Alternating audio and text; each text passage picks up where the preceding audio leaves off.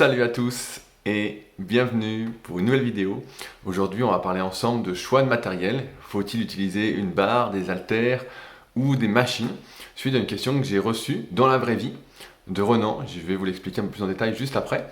Et on va voir comment ce choix doit évoluer en fonction de votre pratique, de votre niveau, de votre évolution pour toujours mieux progresser puisque c'est le but de ces vidéos. Mais avant de commencer, toujours dans cette optique, je vous rappelle que j'ai créé une formation gratuite à destination des pratiquants de musculation sans dopage. C'est le tout premier lien dans la description, donc juste en dessous, où je recense mes meilleurs conseils que vous ne retrouverez pas dans ces vidéos, que vous ne retrouverez pas dans mes articles non plus, ni dans mes podcasts, que j'ai vraiment exclusivement réservé à cette formation gratuite à partir, malheureusement ou heureusement, je ne sais pas, des erreurs que j'ai pu faire personnellement, des blessures que j'ai eues, et j'en ai eu un paquet durant mes jeunes années à faire tout et n'importe quoi. Et donc, c'est une façon pour moi, encore une fois, d'essayer de vous tirer vers le haut, d'avoir cette émulation collective, parce que je suis fermement convaincu que si tout le monde progresse, on progresse beaucoup mieux, et que si on ne progresse pas tous ensemble, et on progresse beaucoup moins. Et comme je suis plutôt partisan de cette émulation collective, avec notamment mon ancien projet du club Superphysique, et ben, ça devrait fortement vous aider, et en même temps m'aider à me tirer vers le haut. Donc c'est le tout premier dans la description, c'est sans engagement, ça vous oblige à rien, et ça va sans doute remettre en question pas mal de choses que vous faites, mais c'est pour votre bien. Et n'hésitez pas en tout cas si vous avez des questions suite à celle-ci à m'écrire. Vous pouvez répondre directement aux longs emails que vous allez recevoir et je vous répondrai avec plaisir pour préciser certaines choses si celles-ci n'étaient pas claires. Alors, cette semaine, du moins la semaine dernière, j'ai vu Renan. Donc Renan, je lui passe un petit bonjour sur cette vidéo, et il me demande, donc il a un niveau à peu près semi-débutant en musculation, donc il pratique par intermittence, et il me dit c'est quoi le mieux? Est-ce que c'est de faire du développé couché avec la barre ou du développé couché avec haltère? Et donc je dis bah ça dépend, quel est ton objectif? Qu'est-ce que tu veux faire? Il dit bah j'aimerais prendre des pectoraux. Alors là je lui dis bah pour la majorité des gens, ça c'est la réponse rapide, mais on va voir un peu plus en détail pour ceux que ça intéresse, pour la majorité des gens, aujourd'hui, le plus efficace, ça va être d'utiliser des haltères. Tu vas pouvoir mieux utiliser tes pectoraux, moins contraint par l'amplitude, etc., etc. Voilà, ça va être mieux. Et donc, je me suis arrêté là dans la réponse, mais aujourd'hui, j'ai envie d'aller au pas avec vous, parce que le but de ces vidéos, c'est aussi de vous expliquer comment ça fonctionne, pour que vous puissiez agir en connaissance de cause, et non pas que on vous dise, voilà, c'est comme ça, d'être très dogmatique, très sectaire, très universel, alors qu'en fait, il y a plein de petites nuances qu'il va falloir avoir pour s'en tirer le mieux possible et ne pas être à la merci des programmes qui sont à la mode en ce moment, à l'approche de l'été, les programmes en 90 jours, en 3 mois, en 12 semaines, en ce que je veux, pour se transformer incroyablement. Évidemment, ça c'est bien pour se prendre pour un con. Au début, peut-être que certains tomberont dans le piège, mais la vérité c'est que naturellement, sans dopage, ce que je défends particulièrement avec mon site superphysique.org, et ben ça nécessite vraiment plus de mois, plusieurs années de pratique assidue pour véritablement se transformer. Bref, donc ces vidéos sont pour vous, pour ceux qui ne veulent pas agir bêtement. Bref, alors, en fait, ce qu'il faut avoir en tête, c'est que chaque outil d'entraînement, on va dire outil, que ce soit les barres, les haltères ou les machines, vont avoir des avantages et des inconvénients. Les inconvénients de la barre, ils sont assez faciles à avoir en tête, c'est que à moins de débuter complètement, le mouvement est plutôt stable. Là, on prend le développé couché, au début on va peut-être trembler, mais ensuite ça va aller tout seul. D'autre part, l'amplitude est réglée, dans le sens où, je reprends l'exemple du développé couché, on va regarder ça, mais quand je descends, à un moment je touche les pectoraux, donc je suis en bas du mouvement de manière classique, mais pareil, on va en reparler un peu après. Donc voilà, l'amplitude est normée, on a des repères. Maintenant, si on prend les haltères, et qu'on liste les avantages, c'est que on va avoir une plus grande liberté de mouvement. Avec la barre, on est en quelque sorte contraint par une amplitude, par une trajectoire, même si on peut un peu varier. Là, on va pouvoir utiliser une prise différente. On va pouvoir, par exemple, tourner légèrement les mains. Moi, j'aime bien faire tourner légèrement les mains pour faire des développés couchés avec haltères ou de l'incliner. On voit que c'est mieux que si je fais juste ça. Vous voyez? On voit que c'est un peu mieux. Je sais pas si on voit suffisamment, mais bref, essayez. On va pouvoir descendre plus ou moins. Plus, moins, on va pouvoir rapprocher les mains en fin de mouvement pour essayer de contracter, on va dire, selon la loi de la compartimentation musculaire, plus les fibres de l'intérieur, entre guillemets, du grand pectoral. On a déjà vu, je le rappelle pour ceux qui découvrent mon travail aujourd'hui, qu'un muscle ne se contracte pas entièrement ou pas entièrement, il se contracte par compartiment en fonction de comment on va l'étirer, de comment on va le raccourcir, ce qui explique que des parties qui n'existent pas d'un point de vue anatomique, comme le milieu des pecs, existe en fait d'un point de vue nerveux, d'un point de vue du recrutement musculaire, comme c'est le cas par exemple avec mon exemple du développé couché avec haltère. Si on prend les machines, là par contre, on va être sur un mouvement en théorie, et seulement en théorie, vraiment très sécuritaire, puisqu'il n'y a aucune place à un faux mouvement. Tout est très très normé. Il n'y a même pas cet apprentissage du début où on peut trembler avec une barre. Là, tout est normé, tout est très cadré. Et donc, en théorie, on a beaucoup moins de risques de se blesser, ce qu'on pourrait avoir avec les barres ou les haltères. Par contre, c'est là où je veux en venir sur les inconvénients de chacun, c'est que la barre impose entre guillemets une amplitude qui peut ne pas vous convenir ou vous convenir.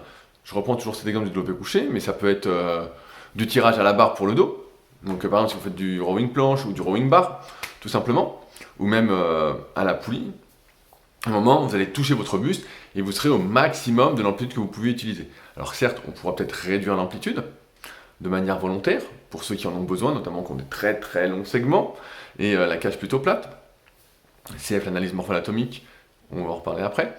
Mais l'amplitude, elle est normée. Elle est normée et ça peut être un avantage comme un inconvénient. Et là, pour le coup, c'est quand même un inconvénient pour la majorité des gens, si je reprends la question de Renan.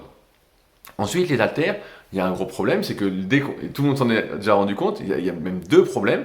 C'est que, quand on va forcer, comme ça nécessite plus de stabilité, entre guillemets, ce que certains appellent les muscles stabilisateurs, mais qui en fait, les muscles stabilisateurs, c'est seulement les mêmes muscles, il n'y a pas des muscles qui sont uniquement stabilisateurs, c'est plutôt une histoire de coordination, de contraction entre les différents muscles qui participent.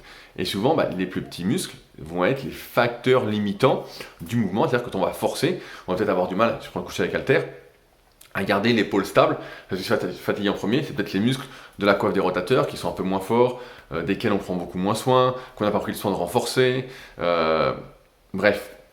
Donc il y a ce problème de stabilité, on ne va pas pouvoir forcer vraiment à fond, alors qu'avec une barre, on est quand même moins limité par cette histoire de stabilité. D'autre part, si on devient vraiment fort avec haltère, il y a ce problème de comment je me mets en place. Comment je me mets en place. Alors ça, certains qui font de la muscu depuis longtemps, un petit moment, doivent s'en rendre compte aussi, c'est que si on doit prendre des haltères de 40, 50 pour faire de l'incliné haltère ou du développé pour les épaules, on voit bien que tout seul, ça devient compliqué. Ça devient compliqué et ça devient dangereux. C'est pourquoi en général, il faut se faire assister par des partenaires, mais tout le monde n'a pas de partenaire d'entraînement. Je ne sais pas comment sont vos salles, mais ça fait chier aussi d'aller prendre un haltère de 50, le monter à quelqu'un, surtout quand on est en pleine séance. J'ai des anecdotes comme ça qui me reviennent quand j'étais dans ma première salle. Des fois, on arrivait à la salle, et donc c'était une grande salle typée un peu force athlétique, et des fois, il y a des gars qui avaient besoin d'être assurés de l'OP couché ou au squat, et j'arrivais à la salle, ils disaient « Ah, tu peux m'assurer ?» Je dis « Mais attends, je suis pas chaud, je suis rien et tout. » Et donc, on se retrouvait à assurer des gars de l'OP couché qui mettaient, je sais pas, 120, 130, 150, et encore plus au squat, alors qu'on n'était pas échauffé, et c'était hyper dangereux, quoi. Avec le recul, je le referai pas, mais donc, voilà, c'est aussi des facteurs de risque. Et enfin, sur les machines, même si en théorie c'est beaucoup plus sécuritaire, on peut mieux localiser le travail, tout ça, il y a un problème qui se pose, c'est que la trajectoire peut ne pas nous convenir. On ne peut pas régler la trajectoire, on ne peut pas tourner les mains, on ne peut pas descendre la barre plus ou moins bas. Elle est comme si, alors certes le siège peut peut-être se régler ou autre, mais souvent, de mon expérience malheureusement, beaucoup de machines sont mal faites, elles sont faites par des personnes qui ne pratiquent pas du tout la musculation. Je me souviens de deux machines, une que j'avais testée quand j'étais au Vietnam, donc il y a des vidéos sur la chaîne, pour ceux qui veulent aller voir, ça date de 7 ou 8 ans, ça commence à 7 ou 8 ans, quelque chose comme ça, 6 ans peut-être. J'étais au Vietnam et j'avais testé une machine Technogym pour le dos, une sorte de rowing bar, et ça n'allait mais absolument pas. Quand on tirait, elle nous emmenait quelque part, malgré tous les réglages possibles, là où on voulait pas, on sentait que ça faisait pas ce qu'on voulait, quoi. Ça voulait pas faire ce qu'on voulait, et donc je me dis, bon, je sais qu'il l'a fait, il l'a jamais testé, il n'a jamais fait de muscu, il n'a pas fait d'anatomie, il sait pas trop ce que ça donne. Et dernièrement, il y a une des adhérentes à ma salle, June, donc qui doit peut-être regarder cette vidéo, qui a testé un hack squat Technogym, et elle me montre, elle me dit, ouais, j'ai eu du mal à descendre, je comprends pas, ça allait pas du tout, c'était hyper dur, et elle montre le hack. Et pareil, le hack était hyper mal fait, était ni couché, ni assez droit, il était un peu comme ça, et donc on voyait que ça n'allait pas du tout, c'était mal branlé, et donc au final, on se retrouve avec, au premier abord, on se dit, bah voilà, ça va être plus sécuritaire, j'ai beaucoup moins de chances de me blesser, mais si ça nous emmène dans des amplitudes, entre guillemets, qui sont pas physiologiques, anatomiques, ou dont on n'a pas la capacité de mouvement, on n'a pas cette faculté de bouger de manière sécuritaire dans cette amplitude, et ben ça va forcément nous contraindre et donc à terme plus nous blesser, alors qu'à terme on faisait des machines, au début on faisait des machines, parce qu'on disait que c'était plus sécuritaire. Bref, comme vous le voyez, les barres, les haltères, les machines, tout ça, c'est des avantages et des inconvénients. Et comme toutes les techniques, après, il faut réfléchir à ce qui est le mieux pour soi. Il faut toujours aller vers cette histoire de personnalisation, vers se dire de quoi j'ai besoin. Et donc, je vais reprendre l'exemple de Renan, qui va peut-être vous parler. Donc, Renan, quand je le vois, on voit qu'il n'a pas trop de cage thoracique, il est plutôt plat, il a des longs bras. Ben voilà, c'est la tendance actuelle de beaucoup de personnes. Heureusement, il y a des jambes courtes, donc ce serait juste un gorille, selon ma codification de l'analyse morpho-anatomique, que vous pouvez retrouver dans le tome 1 et 2 de la méthode Superphysique, et de manière plus simple, pour ceux qui débutent vraiment, dans ce magnifique livre, le guide de la musculation naturelle, en vente dans toutes les bonnes librairies. Et je crois qu'il y a tout ça, je vous montre rapidement. Alors, où est-ce qu'on a mis ces petits dessins? Tout. Je vais y arriver. Je sais plus, bah c'est plus loin, ça doit être plus loin. Ah voilà, où on montre plein d'exemples comme ça, pour vous montrer qu'est-ce qu'un biceps court, qu'est-ce qu'un biceps long, quelles sont les différentes longueurs musculaires, tout ça. Donc voilà, si ça vous intéresse, dans toutes les bonnes librairies ou directement sur internet, sur les différents sites de libraires. Bref, donc Renan il est comme ça, donc il a des longs bras, on voit qu'il n'a pas de cage thoracique, et donc ça veut dire que, à partir de là, si Renan débute la musculation, et qu'il est dans cette optique, quand on débute la musculation, d'apprendre bien les mouvements, d'acquérir des capacités de mouvement, de s'étirer, de se mobiliser, tout ça, faire du développé couché barre, il n'y a pas du tout de souci. Qu'il descende jusqu'au pec, qu'il fasse le mouvement, voilà. Parce que le principal objectif au début, c'est d'apprendre à coordonner ses muscles, c'est de développer une coordination, d'améliorer sa technique, d'intégrer la technique. Par contre, à mesure qu'il va progresser, il va devoir personnaliser son entraînement. Et en ce sens, il est assez évident, si vous avez vu la vidéo sur le manque de pectoraux d'il y a quelques semaines, que pour lui, le développé couché avec la barre, c'est sûr qu'il y a peu de chances que ça lui fasse prendre des pectoraux de manière proportionnelle à sa progression sous les barres. Déjà, comme il a des longs bras et pas trop de cage, il va avoir du mal à progresser, parce que ça va nécessiter beaucoup plus de progrès en force pour ajouter une répétition ou un kilo que quelqu'un qui aurait des bras courts. Ça, je pense que c'est admis et bien compris par la plupart d'entre vous. Bref, et donc il va beaucoup se démener, mais je comprends pas, je prends pas tout ça, parce que il n'est pas fait, entre guillemets, pour s'exprimer avec force sur ces exercices. Je rappelle une petite règle physiologique qui est très très simple, c'est la relation de tension-longueur, qui veut dire que lorsqu'un muscle est trop étiré ou trop raccourci, il ne peut pas exprimer un maximum de force. Alors certes, on peut essayer d'agrandir cette zone, entre guillemets, où le muscle va exprimer de la force ou pas, ou moins en tout cas, mais il n'empêche que si vous avez les bras très longs et que vous devez tirer le coude vraiment comme ça en arrière, donc je vous montre en même temps, si je retire le coude ici, on voit bien que je suis archi étiré et j'aurai jamais beaucoup de force ici. Et donc si j'ai pas beaucoup de force, mon muscle ne peut pas se contracter avec le maximum de force, et donc de l'influx qui va se perdre, et ça peut aller dans les épaules, on voit là mon épaule est étirée. Donc bref, et pour le raccourcissement, ça joue moins quand même. Si on est avec la barre, ça va. Mais si on est trop étiré, voilà.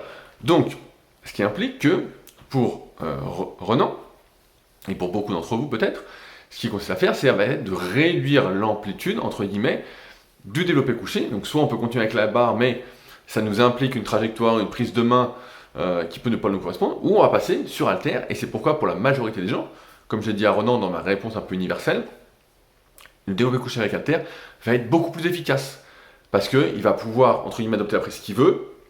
Il va pas prendre une prise la plus large possible, parce que pareil, il y a souvent l'ego qui intervient quand on fait du développé couché avec la barre. Combien tu pousses au développé couché, c'est un peu le truc. On s'embarque dans un truc de force, alors que nous, à la base, on voulait juste être en meilleure santé, avoir plus de pectoraux, voilà, se sentir mieux dans son corps. Donc, il va pouvoir varier la prise, avoir une prise un peu plus serrée, et vraiment utiliser ses pecs. Et il va pas être obligé de descendre à fond, parce que si tu ne descendais pas, en salle, on lui dirait « Mais pourquoi tu touches pas les pecs ?» Pourquoi tu touches pas les pecs? Alors que, pour lui, s'il veut vraiment faire les pecs, il faut éviter, selon la relation tension-longueur qui est propre à chacun, on voit bien en fonction de la longueur des segments, de ne pas descendre à fond. Maintenant, il pourrait aussi utiliser des machines. Les machines, ça a un intérêt tout particulier quand même pour les débutants, si les machines sont bien, parce qu'au début, quand on débute vraiment la musculation, et on le voit en BPGEPS dans les cours que je donne à Sport Léman. D'ailleurs, je continue les cours l'année prochaine, donc pour ceux que ça intéresse de passer un BPGEPS et de ne pas apprendre n'importe quoi, d'apprendre des trucs utiles qui vont vous servir à la vraie pratique, n'hésitez pas à contacter l'école Sport Léman, donc c'est sur Annecy et Balaison. Voilà, il doit rester peut-être quelques places encore. En ce moment, c'est les portes ouvertes, tout ça. Donc voilà, n'hésitez pas si ça vous intéresse. Bref, je reviens sur mon sujet. Voilà, on va en BPJ parce que quand on débute, on a aussi du mal à utiliser ses muscles. Alors je parlais de la coordination, la technique, mais il y a aussi le fait d'apprendre à utiliser ses muscles. Si on n'a jamais utilisé, on n'a jamais fait de sport ou autre, ça va être très très compliqué de comprendre comment utiliser ses pecs. C'est pour ça que souvent, je parle de se former d'un point de vue anatomique. Si jamais il y a des articles d'anatomie sur le site superphysique.org, c'est les tout premiers articles que j'ai écrits sur le site, mais qui sont toujours d'actualité. L'anatomie n'a pas tant changé que ça, même s'il y a des différences un petit peu, et notamment interindividuelles. Bref, vous pouvez voir ça. Mais à partir du moment où on arrive à utiliser ses muscles, eh ben, on gagne un temps fou parce que pour prendre du muscle, il faut savoir utiliser ses muscles pour faire les exercices. On lit souvent un truc en préparation physique, je vais revenir dessus, un petit aparté, que si on cherche à entraîner ses muscles, on peut se tromper, mais si on cherche à entraîner un mouvement, on entraîne forcément ses muscles. Et ça, pour moi, c'est une énorme connerie. C'est une énorme connerie qui montre une incompréhension complète du recrutement musculaire et de la morphoanatomie et des capacités de mouvement de chaque individu, puisque en faisant un mouvement, on ne va pas du tout entraîner les mêmes muscles en fonction des individus, même s'il y a des similitudes, mais il va y avoir des grosses différences en fonction de certaines personnes. Et donc, on ne peut pas dire que si on fait un mouvement, on entraîne forcément ses muscles. Progresser sur un mouvement, c'est avant tout nerveux. Et ça, c'est assez bien démontré, je trouve, par les pratiquants de force athlétique actuellement, qui ont un entraînement essentiellement nerveux et pas un entraînement essentiellement musculaire. Bref, attention donc aux petits raccourcis. C'est pas aussi simple que ça, il y a toujours de la nuance. Donc, je reviens sur mon sujet. Les machines, au début, ça peut être super intéressant pour justement apprendre à utiliser ses muscles, parce qu'une fois qu'on a compris comment utiliser ses muscles, comment ils se contractaient, on a développé ce qu'on appelle un peu le sens musculaire, on va dire, et ben c'est beaucoup plus facile de comprendre quel exercice on doit faire, quelle amplitude on doit utiliser. Si par exemple, vous avez fait que développer couché avec la barre, je prends un exemple, et vous n'êtes pas fait pour les pecs, et que vous n'avez jamais contracté les pecs, ok, c'est très très difficile. Là, vous voyez quoi que vous fassiez, vous prenez dans les épaules, les triceps, tout ça, et vous avez une bonne machine à côté convergente, par exemple pour les pecs, où vous pouvez régler l'amplitude, souvent on peut régler l'amplitude en longueur, et donc vous allez juste pouvoir juste faire ça. Donc là, vous voyez, vous contractez que le pec, même si le triceps et l'épaule se contractent. Et ben, vous allez apprendre à force de répétition, à utiliser vos pectoraux. Et ensuite, sur des mouvements plus classiques, coucher haltère par exemple, je sais pas, coucher au sol ou développer décliné en fonction de comment vous êtes fait, ou même peut-être développer incliné pour certains, et ben vous allez à mieux utiliser vos pecs. Parce que nerveusement, vous aurez, entre guillemets, appris à votre cerveau où se trouvaient vos pecs et à comment les utiliser. Donc c'est pour ça que les machines, ça peut être quelque chose de très intéressant. Aussi, à condition qu'elle soit bien. Dans le doute, savent tenir. Dans le doute, elle peut faire plus de mal que de bien. C'est un peu comme la machine guidée, la Smith Machine. Pour certains, ça va être super, pour certains mouvements, ça va être bien, et pour d'autres, pas du tout. Je prends l'exemple du squat. Si vous avez des fémurs hyper courts, une super mobilité de cheville en plus, vous descendez super droit au squat, donc la Smith, c'est super, votre mouvement est hyper rectiligne, c'est top.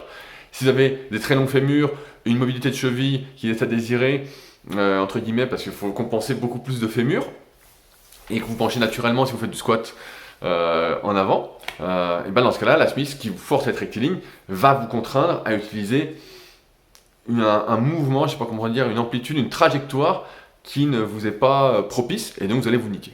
Vous allez vous niquer, et donc ça n'a pas de sens. Ça n'a pas de sens. Et d'ailleurs, si vous penchez à fond au squat et que votre but c'est de prendre des quadriceps, ben, il y a sans doute mieux à faire que ça. Mais on voit encore une fois la nuance dans le choix de ce qu'on doit faire.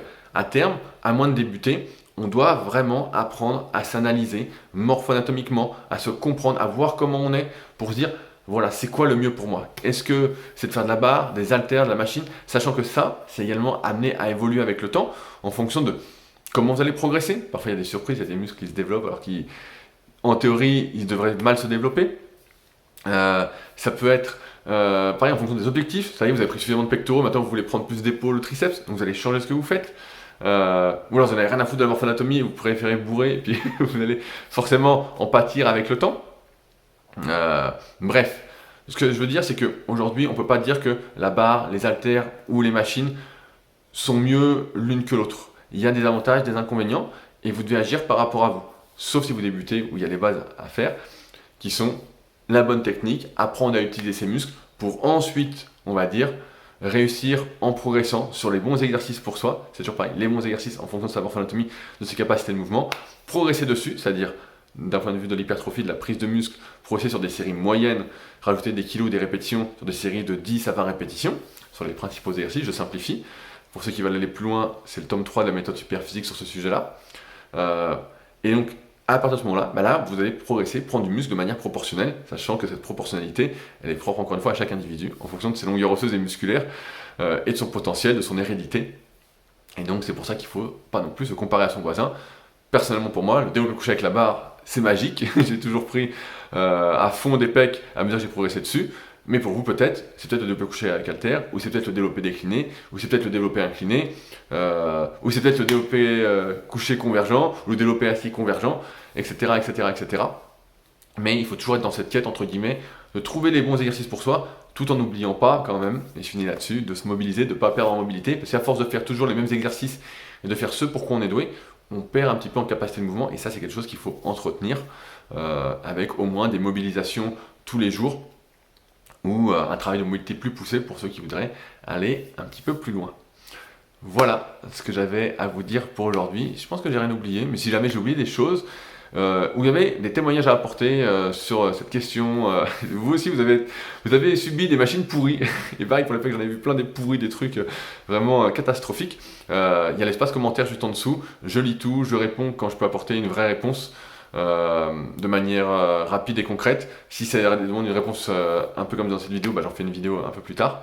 Si vous avez des questions qui n'ont rien à voir avec cette vidéo, vous pouvez me contacter, il y a un lien contact directement sous la vidéo. Il y a tout ce dont j'ai parlé pour faire son analyse morpho-anatomique, pour apprendre à faire son programme par rapport à soi, ou encore pour discuter d'un éventuel suivi coaching à distance. On en discute avant de réserver quoi que ce soit. C'est important qu'on soit sur la même longueur d'onde pour qu'on avance dans la bonne direction. Si on n'est pas sur la même longueur d'onde, ça va pas trop le faire. Et voilà, ça n'a pas de sens ni pour vous ni pour moi. Et enfin, n'oubliez pas la formation gratuite directement pour lien d'inscription. Je vous laisse mettre un pouce bleu et vous abonner pour ne pas louper les prochaines vidéos. Et sur ce, je vous dis à la semaine prochaine et bon entraînement. Salut!